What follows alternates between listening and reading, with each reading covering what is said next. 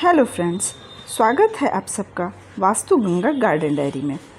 तो दोस्तों, आज की इस वीडियो में मैं आप सबसे पोर्टुलका, जिसे मॉस रोज़ या 10 o'clock भी कहते हैं, इसके बारे में बातें करने वाली हूँ। अभी मई का महीना चल रहा है और ये पोर्टुलका के फ्लावरिंग का बेस्ट सीज़न होता है। अभी आप देख सकते हैं कि ये मेरे पोर्टुलका के फ्लावर कितने अच्छे फुल ब्लूम पे हैं। लेकिन अगर अभी तक आपके पोर्टुलका में फ्लावरिंग नहीं हो रही है या फिर उसकी ग्रोथ अच्छी नहीं हो रही है, नई पत्तियां नहीं आ रही हैं, या ग्रोथ तो हो गया है लेकिन उसकी फ्लावरिंग रुकी हुई है, तो इस वीडियो को पूरा देखिएगा। इसमें मैं आपको इससे जुड़ी कुछ ऐसी बातें बताने वाली हूँ जिससे आपके पोर्टुलका में अगर आप ये काम करते हैं तो आपको 3 से 4 दिन में ही रिज़ल्ट दिखना शुरू हो जाएगा। आपको 3 से 4 दिन में ही इसमें अच्छी फ्लावरिंग, कलियाँ आनी दिखनी शुरू हो जाएंगी। तो ऐसा कौन सा फर्टिलाइज़र है जो आपके पौधे में फूलों की मात्रा को बढ़ा देगा?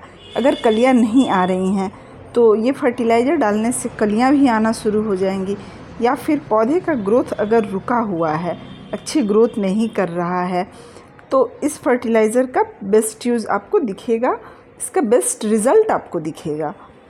तो इसके लिए आपको कुछ ज़रूरी टिप्स फॉलो करने पड़ेंगे। ये जो है, ये जो 10 o'clock देख रहे हैं आप, और इसमें आप ये पिंक कलर का पर्सलेन का पौधा भी देख सकते हैं। तो ये जो मैं मेथड बताने वाली हूँ, ये दोनों 10 o'clock पे, मॉस रोज़ पे और पर्सलेन पे, दोनों पे सेम तरीके से करना है और ये दोनों के लिए बराबर है। मैंने तो इनफैक्ट दोनों पौधे को एक ही पॉट में भी लगा रखा है, ताकि, क्योंकि दोनों का केयर टिप्स लगभग सेम होता है। तो सबसे पहला काम आपको ये करना है कि जब भी पौधे में फ्लावरिंग हो जाती है, फूल सूख जाते हैं, तो उन सूखे हुए फूलों को तोड़ करके हटा दीजिए। थोड़ी सी टाइम टू टाइम इसकी पिंचिंग भी करते रहिए, ताकि जहाँ से आप पिंचिंग करेंगे ना, वहाँ से नए ग्रोथ आने शुरू हो जाते हैं। देखिए, इसे मैंने एक छोटे से बॉटल से बने हुए हैंगिंग प्लांटर में लगा रखा है और ये उसमें भी बहुत अच्छी फ्लावरिंग कर रहा है। इसकी यही खासियत है कि आप इसे छोटे से छोटा पॉट दे दें या फिर बड़ा पॉट दे दें, हर जगह इसका ग्रोथ बहुत अच्छा होता है और हर जगह इसकी फ्लावरिंग भी बहुत अच्छी होती है।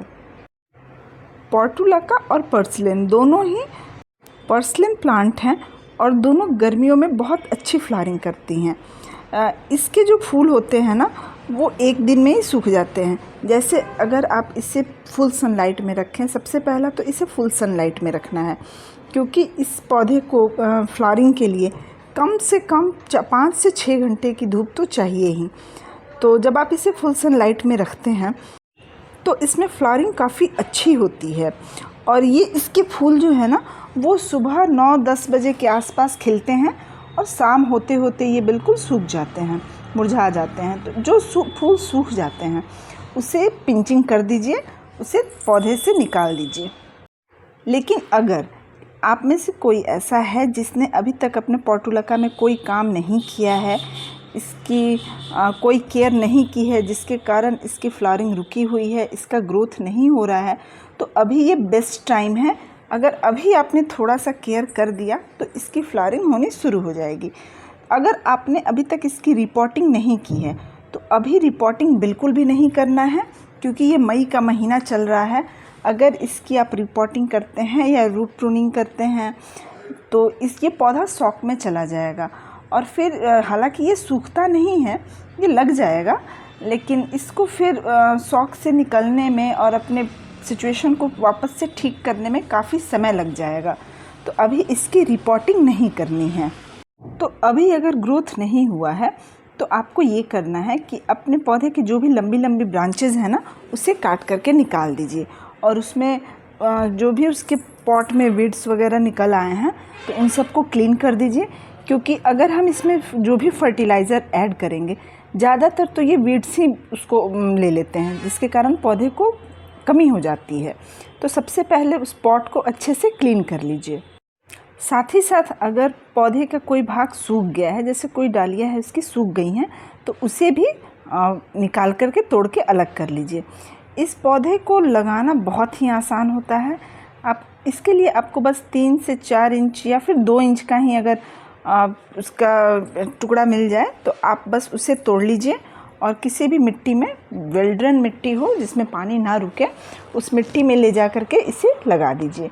तो देखिए ये मैं यहाँ कुछ आपको दिखाने के लिए, हालांकि मुझे ज़्यादा पौधे की ज़रूरत नहीं है, लेकिन आपको दिखाने के लिए मैं यहाँ कर रही हूँ। और ये मैंने तोड़ लिया है इसकी कुछ डालियों को, और नीचे से मैं कुछ इसके लीफ निकाल दे रही हूँ। ये करना ज़रूरी है क्योंकि मिट्टी में लगाने के बाद ये जो लीफ है ना, यही पानी के कांटेक्ट में आते ही, मिट्टी के कांटेक्ट में आते ही ये सड़ने लगेंगी और फिर पौधे में जो है फंगस होने लगेगा, जिसके कारण पौधा ख़राब होने का मतलब चांस बढ़ जाता है। तो आप नीचे से कुछ लीव्स को निकाल दीजिए और फिर उसे सिंपली मिट्टी में लगा दीजिए, ये पौधा लग जाएगा। देखिए इसे लगाने के बाद ना ये बहुत जल्दी ग्रो करता है, जिसके कारण ये लगभग पूरे पॉट में बहुत जल्दी, बहुत घना पौधा होता है। तो अगर आप इसमें किसी तरह का फर्टिलाइज़र दे रहे हैं तो आप कोशिश कीजिए कि लिक्विड फर्टिलाइज़र ही देना है। उसके लिए अगर आपके पास वर्मी कंपोस्ट हो या काउडंग कंपोस्ट हो तो उसे 3 से 4 मुट्ठी ले करके और पानी में डाल दीजिए और फिर उसे कम से कम 1 से 2 दिन के लिए आप वैसे ही रहने दीजिए। और फिर उसे उस लिक्विड को आप उसमें जितना आपका, जैसे मान लीजिए कि आपने 100 ml के आसपास लिक्विड फर्टिलाइज़र रेडी किया है, तो उसमें आप फिर 100 ml पानी ऐड कर दीजिए और ऐड करके अपने जो भी आपके प्लांट हैं उसमें डाल दीजिए। और इससे भी अगर अच्छा आपको पावरफुल फर्टिलाइज़र मैं इसमें आगे बताऊंगी, जिससे अगर आपका पौधा पीला पड़ गया हो या फिर उसमें किसी तरह का फंगस लग रहा हो, तो हर चीज़ से फिर ग्रोथ रुकी हुई हो, तो इन सब चीज़ों में आपको वो फर्टिलाइज़र काफ़ी हेल्प करने वाला है। तो वीडियो को बिल्कुल स्किप मत कीजिएगा, इसको अंत तक देखिए, आपको इससे बहुत अच्छा रिज़ल्ट मिलने वाला है। और मैं गारंटी के साथ कह सकती हूँ कि आपके पौधे की फ्लावरिंग बहुत अच्छी हो जाएगी। दूसरी चीज़ का जो आपको ध्यान देना है वो है इसके पानी का जो शेड्यूल है। ये एक ऐसा पौधा है ना जिसे बहुत ज़्यादा पानी नहीं चाहिए होता है। इसके लिए जो आप मिट्टी बना रहे हैं वो वेल ड्रेन मिट्टी बनाइए। आप 1 पार्ट अगर गार्डन सॉइल ले रहे हैं तो 1 पार्ट सैंड ले लीजिए और 1 पार्ट उसमें राइस हस्क आप ऐड कर सकते हैं। तो ऐसे इसकी मिट्टी बनाइए जिसमें पानी ना रुके, पानी डालते ही वो निकल जाए। और दूसरा चीज़ कि जब तक इसकी मिट्टी गीली हो तब तक आप इसमें पानी बिल्कुल भी मत डालिएगा। ये थोड़ा सा जैसे सूखी मिट्टी बर्दाश्त कर सकता है, लेकिन अगर आपने इसमें ओवर वाटरिंग कर दी तो इसकी जो पत्तियां हैं वो पीली होनी शुरू हो जाएंगी, या फिर जो नई पत्तियां आएंगी ना वो आपको थोड़ा सा हल्का पीला या फिर सफ़ेद रंग का दिखाई देगा, जिसका मतलब हुआ कि आपने पौधे में ओवर वाटरिंग कर दी है। अगर आपके पौधे में ग्रोथ अच्छा हो गया है लेकिन उसमें फूल नहीं बन रहे हैं तो इसका कारण एक हो सकता है पोटेशियम की कमी। तो इस पोटेशियम की कमी को दूर करने के लिए मैं यहाँ आपको एक फर्टिलाइज़र बता रही हूँ, जिसके लिए मैंने यहाँ पे कुछ पके हुए केले के छिलके को लिया है और थोड़ा सा जो प्याज का सूखा हुआ ऊपर वाला जो छिलका होता है ना उसे, इन दोनों चीज़ को मिलाकर पानी में डाल देना है। और फिर लगभग 2 दिन के बाद जितना पानी हमने लिया है उसमें उसका 3 गुना पानी, प्लेन पानी उसमें ऐड करना है और फिर अपने पौधे को दे देना है। दोस्तों मैंने जितनी भी पहले चीज़ें बताई हैं ना वो सब इस पौधे के लिए बहुत ज़रूरी है। अगर ऐसा होता है कि हम सिर्फ खाद दे रहे हैं और पौधे का ग्रोथ हो जाए, तो ऐसा नहीं होता है। हर पौधे का एक स्पेसिफिक रिक्वायरमेंट होता है जिसको से देना बहुत ज़रूरी होता है। सिर्फ खाद दे देने से पौधा हमारा ग्रोथ नहीं करता है। तो इसके पहले मैंने आपको मिट्टी, पानी, धूप, हर चीज़ के बारे में बताया है। तो इन छोटे छोटे चीज़ों पर अगर आप ध्यान देते हैं तो आपका पौधा बहुत अच्छा ग्रोथ करेगा। और अभी मैं जो आपको एक इसके लिए फ़र्टिलाइज़र बता रही हूँ, ये सिर्फ इस प्लांट के लिए नहीं है। ये फ़र्टिलाइज़र मैं लगभग अपने हर प्लांट में यूज़ करती हूँ। तो मैं बहुत ज़्यादा अमाउंट में इसे बना के रख लेती हूँ और फिर मैं इसे अपने सारे पौधे में दे देती हूँ। तो इसके लिए मैंने यहाँ लगभग 5 लीटर के आसपास पानी लिया है। और ये जो आप देख रहे हैं ये है काउडंग फर्टिलाइज़र। जी हाँ, गोबर का जो खाद होता है ना, सूखा हुआ अच्छे से डिकम्पोज खाद, वो लेना है और उसे पानी में डाल देना है। अगर आपके पास गोबर की खाद ना हो तो इसके बदले आप जो वो काउडंग केक आता है ना, देखिए ये जैसे ये केक है, ये अच्छे से सूख चुका है, अच्छे से डिकम्पोज है, आप इसे भी यूज़ कर सकते हैं। मैंने आपको यहाँ दोनों दिखा दिया है, आपके पास जो हो आप वो यूज़ कीजिए।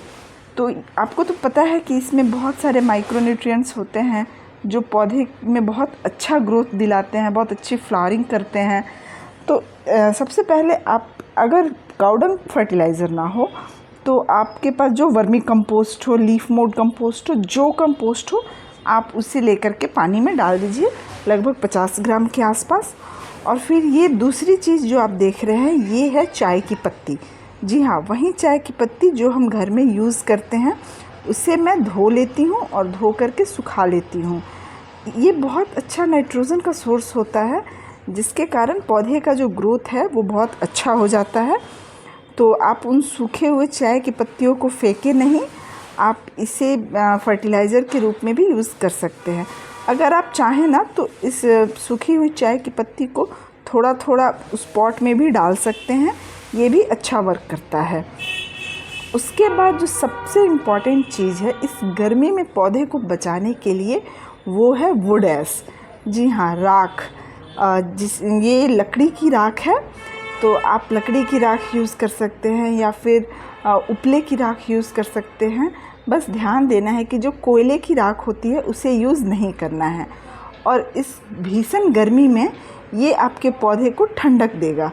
साथ ही साथ राख के पौधे के लिए कितने मतलब अच्छे यूज़ हैं, कितना बेनिफिट है ये तो आप सब जानते ही हैं। और फिर मान लीजिए आपके पौधे में किसी तरह की बीमारी लगी हो, जैसे कभी कभी चींटियाँ भी लग जाती हैं या फिर किसी तरीके का फंगस लगा हो, तो उससे बचने के लिए मैं यहाँ थोड़ी सी नीम की खल यूज़ कर रही हूँ। ये पौधे को छोटी मोटी बीमारियों से प्रोटेक्ट करता है और अच्छी ग्रोथ में भी ये काफ़ी हेल्पफुल होता है। और फिर लास्ट में मैं यहाँ थोड़ा सा इप्सम सॉल्ट भी यूज़ कर रही हूँ। अब आप सोचेंगे कि इप्सम सॉल्ट क्यों? तो दोस्तों इस गर्मी में ना बहुत बार ऐसा होता है कि पौधा गर्मी नहीं झेल पा रहा है या फिर कोई और कारण होता है, पौधा धीरे धीरे पीला होने लगता है। तो इस पीलेपन से बचाने के लिए पौधे को मैं यहाँ थोड़ा सा इप्सम सॉल्ट यूज़ कर रही हूँ, ताकि पौधा किसी भी कारणवश शॉक में ना जाए और उसकी पत्तियाँ पीली ना पड़ें, उनमें जो प्रकाश संश्लेषण की क्रिया होती है वो अच्छे से हो सके, वो अपना खाना अच्छे से बनाए। तो इसलिए मैंने यहाँ थोड़ा सा इप्सम सॉल्ट यूज़ किया है। और लास्ट में मैंने यहाँ थोड़ी सी सरसों की खली ली है। हालांकि सरसों की खली गर्म होती है, लेकिन ये जो हमारा मिक्सचर जो बना है ना, इसमें मिलने के बाद इसका जो तासीर है वो गर्म तासीर बहुत ज़्यादा असर प्रभाव वाला नहीं रह जाएगा। तो पौधे की अच्छी ग्रोथ के लिए और अच्छी फ्लावरिंग के लिए ये बहुत अच्छा होता है। तो बहुत ज़्यादा ना डालें, आप अपने जितना फर्टिलाइज़र बना रहे हैं उसके अकॉर्डिंग ही इसे बहुत कम मात्रा में यूज़ करें। और इन सभी चीज़ों को डालने के बाद मैं इसमें फिर से वापस से 5 लीटर पानी ऐड कर दे रही हूँ और फिर इन सभी चीज़ों को अच्छे से मिक्स करना है, ताकि आप अभी देख सकते हैं ये ऊपर जो भी पाउडर है हमारे वो अभी ऊपर दिखाई दे रहे हैं। तो इसे एक लकड़ी या फिर किसी चीज़ की मदद से अच्छे से मिक्स कर दीजिए ताकि ये आपस में मिल जाए। और देखिए ये उपला जो है वो बार बार ऊपर आ जा रहा है, तो इसका भी समाधान है। इसके लिए आप क्या करेंगे कि एक कोई भी भारी चीज़ जैसे ईंट हुआ या फिर कुछ और, इसके ऊपर रख देना है इसको अंदर दबा करके, ताकि इसके अंदर का जो भी न्यूट्रिएंट्स है वो बाहर पानी में घुल जाए और हमारा ये फर्टिलाइज़र काफ़ी पावरफुल बनेगा। फिर इसे अच्छे से ढक के कम से कम 2 दिन के लिए आप ठंडे जगह पे रख दें जहाँ इसे धूप ना लगे। और 2 दिन, हालांकि आप इसे 3 से 4 दिन भी रख सकते हैं, लेकिन उसके बाद ये जो गोबर का जो उपला है ना, इसमें से थोड़ी गंध आनी शुरू हो जाती है। तो इसलिए आप इसे मैक्सिमम 2 दिन तक रखें, ये सफिशिएंट है। और फिर जितना आपने फर्टिलाइज़र बनाया है उसका कम से कम 4 गुना पानी आपको इसमें ऐड करना है। और ऐड करके, क्योंकि ये फर्टिलाइज़र बहुत पावरफुल है और हम इसे इतना पावरफुल फर्टिलाइज़र डायरेक्ट प्लांट्स को नहीं दे सकते हैं, प्लांट्स जल जाएगा। तो इसलिए आपको कम से कम 4 गुना पानी आप इसमें ऐड करें 3 से 4 गुना पानी और फिर इसे अपने छान लीजिए और छान करके अपने सारे पौधे में दे दीजिए। तो देखिए ये कैसे आप देख सकते हैं कि वो जो गोबर का उपला है उसके अंदर पानी जा रहा है, तो ये कैसे बुलबुला सा बनता दिखाई दे रहा है। तो ये फर्टिलाइज़र मैं सिर्फ अपने पोर्टुलाका के ही प्लांट में नहीं देती हूँ, ये फर्टिलाइज़र मैं अपने लगभग सभी प्लांट्स में देती हूँ और मुझे इसका हर प्लांट्स पर काफ़ी अच्छा रिज़ल्ट मिलता है। तो आप एक बार ये फर्टिलाइज़र ज़रूर ट्राई कीजिएगा, आपको भी, मुझे पूरा यकीन है कि आपको भी इसका रिज़ल्ट बहुत अच्छा मिलेगा। तो चलिए देखते हैं। ये देखिए 2 दिन बाद का ये कलर है इसका, आप देख सकते हैं कि इसका कलर कैसे डार्क ब्राउन हो गया है और इसे मैं अच्छे से मिक्स कर ले रही हूँ ताकि मैं इसे अब, और इसका बहुत कम अमाउंट, देखिए ये लगभग 20 ml के आसपास है। इसमें मैंने यहाँ प्लेन वाटर ऐड किया है और फिर मैं थोड़ा करके लगभग हर पौधे में दे दूँगी। तो आप भी इस फर्टिलाइज़र को अपने प्लांट्स पर ट्राई कीजिए और मुझे इसका रिज़ल्ट कमेंट्स में ज़रूर बताइएगा। हर तरह के प्लांट्स पे ट्राई कीजिए, आपको 3 से 4 दिन में ही रिज़ल्ट दिखना शुरू हो जाएगा। आपके पौधे की ग्रोथ अच्छी हो जाएगी, उसकी फ्लावरिंग भी काफ़ी अच्छी हो जाएगी। तो उम्मीद करती हूँ कि आपको ये वीडियो पसंद आया होगा। अगर वीडियो पसंद आया हो तो वीडियो को लाइक कीजिए, चैनल को सब्सक्राइब कीजिए और अगर आपने नया यूट्यूब चैनल शुरू किया है, नए हैं यूट्यूब पे, तो मुझे कमेंट में ज़रूर बताइए कि आपने चैनल को सब्सक्राइब किया है ताकि मैं भी आपको सब्सक्राइब बैक कर सकूं। ऐसा करने से जो भी नए यूट्यूबर है ना, उनको एक दूसरे का सपोर्ट मिलेगा। तब तक के लिए हैप्पी गार्डनिंग।